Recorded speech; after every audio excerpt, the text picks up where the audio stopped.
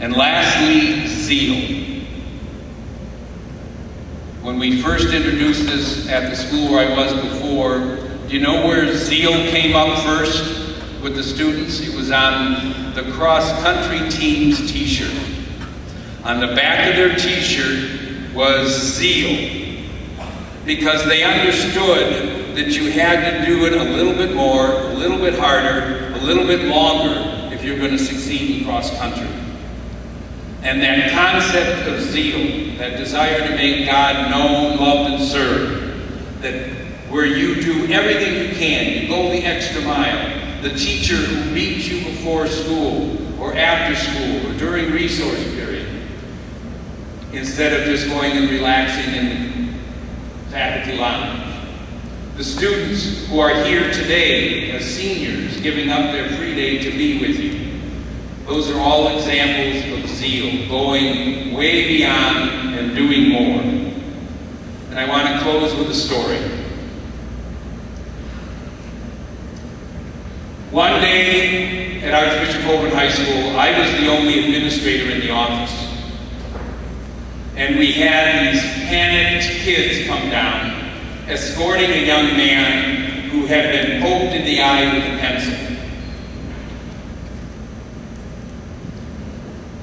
I had to take care of it because I was the only one there. And I normally, as president, didn't get involved in that. So we called Mom. We told Mom to call the ophthalmologist. And she called and got an immediate appointment to go have the eye checked out. Because you don't want to mess with somebody's eye.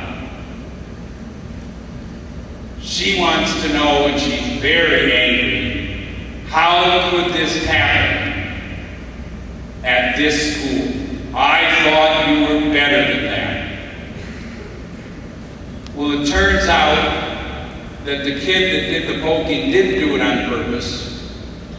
He was one of the kids in the school that was socially awkward, that didn't fit in, and that everybody else kind of watched out for. He would sometimes have meltdowns in class, and everybody would try to do their best to help him. He was very bright, but he didn't function well. And we had, every school has a few of those kids. But he was the kid that everybody looked out for. He was a junior. The boy who was poked was a junior. And he felt terrible that this had happened, of course. But Mom, as she picked up the student, said, "I'll be back." So my assumption was, I'm going to get it. She's going to really yell at me for letting this happen in this wonderful school that's supposed to be better than that. So sure enough, she calls and she says, the doctor says it's just a very, very light scratch. It's not going to hurt anything. There'll be no damage. It'll heal in a matter of days. But I want to see. She still has that earnest, angry tone in her voice. She came to see me, and she's still looking very upset. And the first thing she did was tell me, "You have to promise not to tell my son I was here." Okay, I still think she's going to yell at me. Then she began to cry. And she said, "Now I know why my son is here. His caring concern for this other boy, this special kid, is something I didn't teach him. He learned that here. And I am so grateful that you have taught him that lesson, to care for somebody else who is more needy, has more problems than he does.